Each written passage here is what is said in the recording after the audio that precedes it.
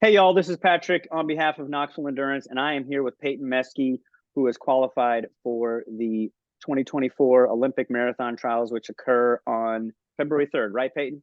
Yep, that's correct. So, like 14 days away from today. Yeah, it's So, coming you up soon. have, yeah, so you have all your travel arrangements prepared and everything like that. I do. I do. Thank Fantastic. goodness I have a great So, mom that can organize that. so she's kind of acting as your agent a little bit. Exactly. So, Exactly. who's the support staff going to be down there for you in Orlando? Both my parents are coming, my sister and my little nephew, who's 9 months old now. Oh boy, Um, so he's a little guy. yeah. And then my whole family from Wisconsin is coming. Oh wow, so you'll have a big contingency down there. Yeah, which will be really exciting. So for the people coming up from Wisconsin, family, it'll be like the tropics heading down to Orlando. Exactly. I know it's like -3 there today. Yeah, yeah. So it'll be really nice when they get down to Florida. Yeah. So I'm sure you haven't thought much past the finish line, but is there family plans after Disney? Heading to Disney after? Yeah, we are. We're a big Disney family. I've actually done this Disney half marathon twice. Okay, right. So we're gonna stay down there for like 2 or 3 days afterwards and just Good. hang out as a family. Sounds like a good way to celebrate. Obviously, what culminates on February 3rd. So, let's get into it here a little bit. So, you went to Webb High School, graduated in 2015, correct? Yep, that's right. And then ventured down the road to UT. So, tell me a little bit about that transition from Webb to going to UT. Yeah, so I, of course, ran that web from sixth grade to senior year. I honestly, my biggest thing at UT was I wanted a school that provided me both academics and athletics, and UT was a great opportunity for me to do both of that. My sister actually played soccer in college, so and she was like 8 hours away, so I wanted somewhere close so that my parents were able to see me race and stuff. So I picked 20 minutes away. Yeah, not far. And obviously, you come from your dad was the athletic director at Webb. Did not know that your sister, where did she play college soccer? American University. Oh, they're in DC. Yep, So exactly. yeah, once I hang up with you and we get with Clint, that's probably his neighboring school there where he Exactly lives right it now. is. So fantastic. And obviously, you started competing at a young age because obviously being that it's a private school, they allow middle schoolers to compete at the high school level. So there was a multitude of state championships that you won individually, obviously team wise. And so, your coaching relationship goes back with Bobby to the time when you were probably like 13 or 14, I would imagine. Yeah, Bobby started coaching me, I think postseason, I think my sophomore year. You actually coached me my freshman year I up here. vaguely recall that. That was a long time ago. Yeah. Exactly. So he started sophomore year, for postseason, and then he joined Webb my senior year. So obviously, you go through, obviously all the years at Webb, individual accomplishments, like I said, team accomplishments. There's been an assortment, a myriad of state titles that Webb has collected over the years, and obviously you being kind of a catalyst to that. Obviously good teammates along the way, Nikki and Carter on the boys' side, and then obviously everybody scatters and Vanderbilt and Wake Forest, and obviously you choose UT down the road. That transition, obviously, you've gone from the transition from high school to college, and then college into this post-professional world, obviously working Hmm. um, at KOC, majored in kinesiology. I So that did. kind of goes, obviously, working at KOC now and, working with the patients that you work with, training and that balance and kinesiology, obviously knowing the body um, and how you apply the training to it. They kind of two go hand in hand. So what's that like for you? You know, being, coming from that kinesiology background as your major now working at KOC, how is it applicable to training every day? Yeah, I mean, I have a great support system at KOC. I mean, my doctors are very influential and help me with any rehab I need, which is amazing. And they also helped me with my future career, hopefully, Sure. going back to school in nursing. And they're just working, running life balance. They're really good about allowing me to have that because they know running is so important to me. Sure. And so on that note, just because you had brought it up, that balance of, I think, even going back, I'm dating myself, like back when Bill Cabasenchi and Alan Horton and Kathy Wolski were qualifying for the trials, like we're still fast forward 20 some odd years and we still have a strong contingency. You and Clint qualifying for the Olympic marathon trials, and we've had, a bunch of participants, competitors in the past. And so, you guys, you in particular, you're not a professional runner. It's not, you don't have the luxury to sit around all day and take naps and recover as optimally as you would like. So you're someone that obviously that alarm goes off at 3:45 or 4 o'clock in the morning, whether it's raining, sleeting, snowing, hotter than hell in the summertime, getting those miles in. You're someone that is obviously disciplined to the point where you got to be done with whatever it is that Bobby has you doing, the group that you train with every day with KE by 6 o'clock, because you got to get to the office and take care of patients. Exactly, exactly. I mean, I'm up between, yeah, like you said, 3:20 to 4 a.m. every day, just trying to get my run in. Yeah, I mean, and so that discipline, where do you think that where does that come from? Is it from your mom and dad seeing your sister compete, in college athletics? What drives you to do that every day? I mean, definitely in my family. I mean, with my dad being the athletic director at Webb, the former athletic director, he just retired. I mean, that's kind of been ingrained into us as a family. I mean, even in high school, I played soccer and cross country at the same time until my sophomore year. Thankfully, you And stuck with running and let the soccer I things know, out. I know, thank goodness.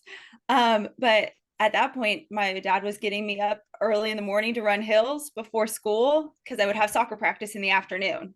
So that's just always been ingrained in our family, and just you got to do what you got to do. And having the privilege to have gone on a couple of runs with you guys early in the morning, and it's always a little too quick for my liking. I prefer a I casual don't know pace. about that one. So whether we're running down North Shore or Kingston Pike or Sutherland, Yeah. there's always, you're someone who I've known for a long time, and obviously coached, athletes and teams that have always had to compete against Webb, or, you in particular. And you keep such a tight circle, a small support staff, if you will. Obviously, your mom acts as your agent, your dad is, athletic director slash dad slash coach. Yeah. Um, Obviously, that alarm goes off, you're meeting with, your KE teammates and training partners. It must make it a little bit easier to get out the door and, regardless of the weather, and get the training in. Oh, exactly. I mean, I'm so thankful for KE. I mean, going from college where you're always having teammates, you always have that Yeah. person there to train with. And then you leave college and you're like, well, I'm on my own.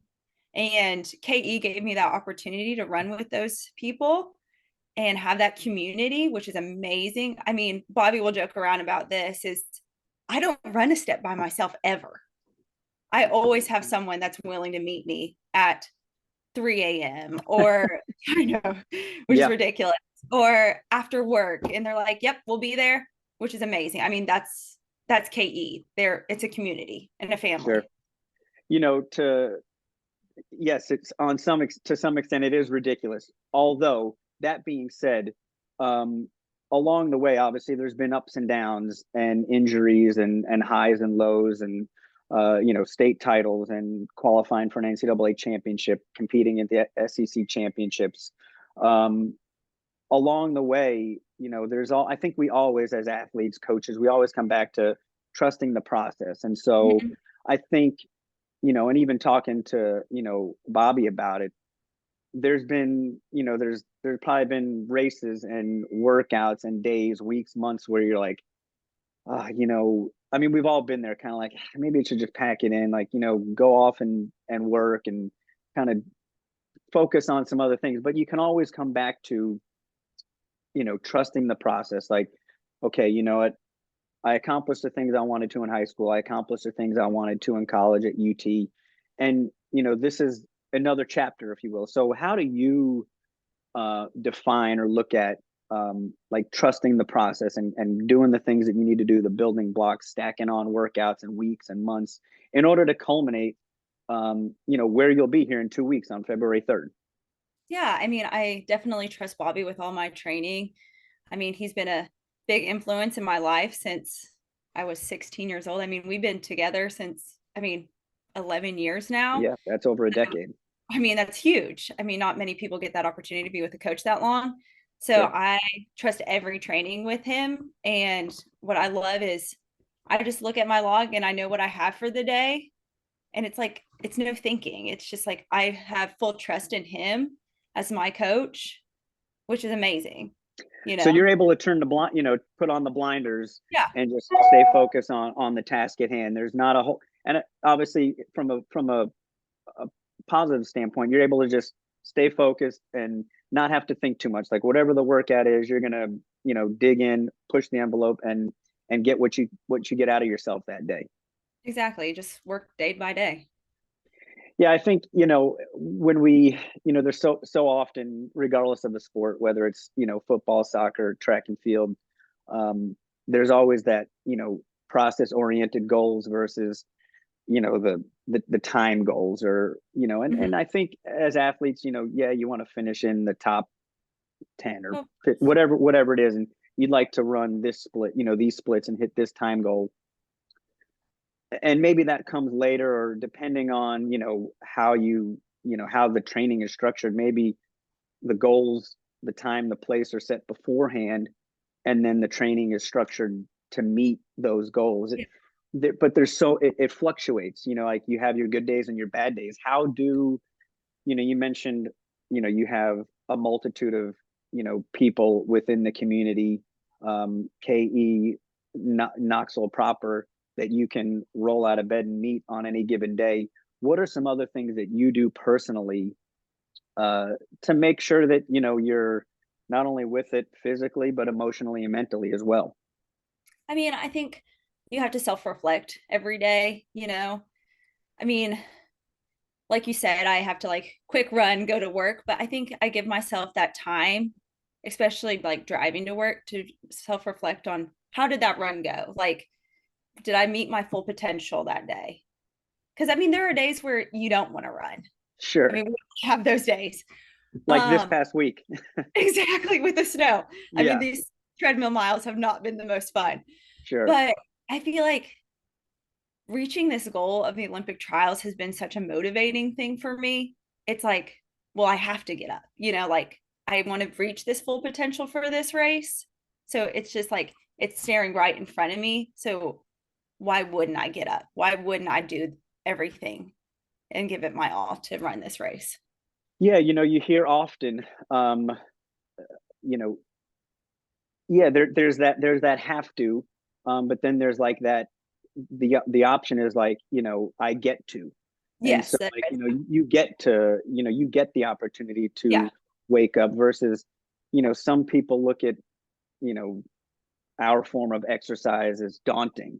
Oh, Whereas, for us, it's, obviously, you in particular, it's something that you get to do every day. Like, mhm. yeah, is it difficult when you're on the treadmill and it's 10 degrees and it's snowing or sleeting, but you still get the opportunity to go out and be better than what you were the day before. I agree. I agree. And so, obviously, Bobby's been someone as a coach, as a mentor that's inspired you. Um, I would imagine in some way, shape, or form, there's, probably some young women on Webb's team right now that are probably looking up at the record board, thinking like, oh, one day I'm going to, get that 1600-meter record or that 3200-meter Yeah. record, or, so there's, there's that part to it, that, there's people, whether they're young ladies or, older gentlemen, everybody in between, um, that can look to you as someone that started this journey, 10, 11, 12 years ago as a 13-year-old, and maybe not at 13 or 14, you're thinking to yourself, I'm going to qualify for the Olympic marathon trials in Absolutely 2024. not. The next thing was like, okay, who are we racing in a dual meet on Tuesday? That being said, though, it's that journey along the way that you get to look back at the training year in and year out, like, okay, I made a little bit of progress here. Maybe there was a lull in progress training.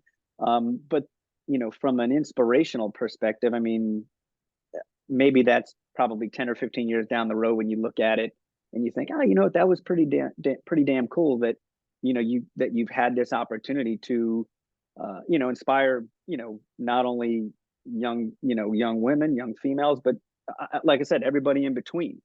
Yeah. Yeah. And I think what's nice about with KE and Bobby being at Webb is I get to run with those girls still. Sure. Some of them meet me in the morning and I get to see their progress and see how the team develops, which is amazing. And I mean, they're doing an unbelievable job. I mean, both boys and girls. Sure. So I think that's just such a cool opportunity to be able to go back and be like, definitely, and see how they're succeeding. I mean, Webb this year for girls team was at one point 14th in the nation. Yep. Unbelievable. Yeah, I mean, you think about, and this is a pat yourself on the back. Obviously, when it was you and Nikki and some of the other girls that were on that team, y'all were obviously really good, across the state. Obviously they've made, the jumps have been exponential, and it stems from, whatever, 10 years ago, 9 years ago, when you were, still a little high schooler trying to figure out, what you were doing, like, where your place was at. And so that's kind of a neat, retrospective, if you will, that you still get that opportunity to, whether you're giving back, there's still like, there's those girls that look up to you, or even the boys that look up to you. Like, there's probably some freshmen that are thinking like, my gosh, like, I'd like to win just one state title or compete at one state meet. So from that perspective, it's really cool. So we've talked about the journey, we've talked about the process, and obviously, like I said, we're 2 weeks out. Talking training we're not, everybody knows what the training looks like. It's the long runs and it's the grinding type workouts, and whatever the course, the course is going to be the course, and the weather is going to be the weather. I guess to kind of wrap it up, not in so much a word or a sentence, but what does it mean to you after all the, like I told you earlier, you're the one of the few that has not gotten your profile up on the Orlando website yet. So, but it does tell you, yes, you need to do that. So that's your homework. But it shows you, if you've qualified for a previous trials or how many attempts you've taken. So obviously, there's been attempts along the way that, maybe some have fallen a little bit shorter. And obviously, you blew it out of the park, hit a home run to qualify. What is it? And maybe this might be too strong of a question, just because, we are 2 weeks out, and maybe it's something you think about after, but what does it mean to qualify? I mean, it's been a lifetime dream, honestly. I mean, I didn't have I wasn't all SEC in college. I wasn't the lead runner in college. And I just continued to grind. I mean, that's what running is about, is just putting one foot in front of the other. I mean, I tried in the 2020 Olympic trials, tried to qualify, and fell short. Honestly, I underestimated my first marathon. Went out way too hard. Went out way too hard. Because I thought it would be easy. And I think what the marathon teaches you is being consistent.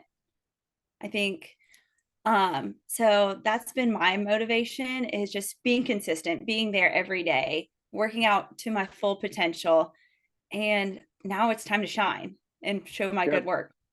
Being present, being intentional, obviously, in your training every day. I think, that's probably the perfect way to sum it up. I think, obviously, if I can speak for everybody in Knoxville and even across the state, I think it's pretty damn cool that someone that started this journey a long time ago, and that's not to age you by any stretch, No, it's been a but long time. it's been a long time. Like you go through high school, college, and then again, those transitions from one chapter to the next chapter, if you will, and I don't foresee that this is the final chapter. I think it's just another chapter in the book. And obviously, when you cross that finish line, regardless of the time, place, I think the effort's going to be there, just because having seen you compete in the past, and knowing the little bit that I know, I think it's just going to be on to the next chapter. What comes next in that, in that process, in that journey. Exactly. I'm excited for what's next. Yeah, and it'll be, in 2 weeks, I think we're all going to be tuned. I know there's going to be probably an enclave of folks from Knoxville that that trek down to Orlando, if for nothing else, just to get out of I know, to get the out of the frozen cold. tundra that I is know. Tennessee at the moment. But I know everybody in Knoxville, me being here in Chattanooga, I know we're going to be tuned in, watching it ourselves. So thankfully, I have an off weekend, so I will be glued to the television, or I'll probably have an iPad, the television, the MacBook, everything going all at Yeah. once. I wish you good luck. Thank you so much. Enjoy the next 2 weeks, and your taper time, and yeah, I can't wait to see what the next chapter looks like after February 3rd comes to a conclusion. Thank you. I'm excited. It's time to Definitely, show. Peyton, without a doubt. All right. Thanks, Thank you Peyton. so much. Okay, be well. Thank you. Bye-bye.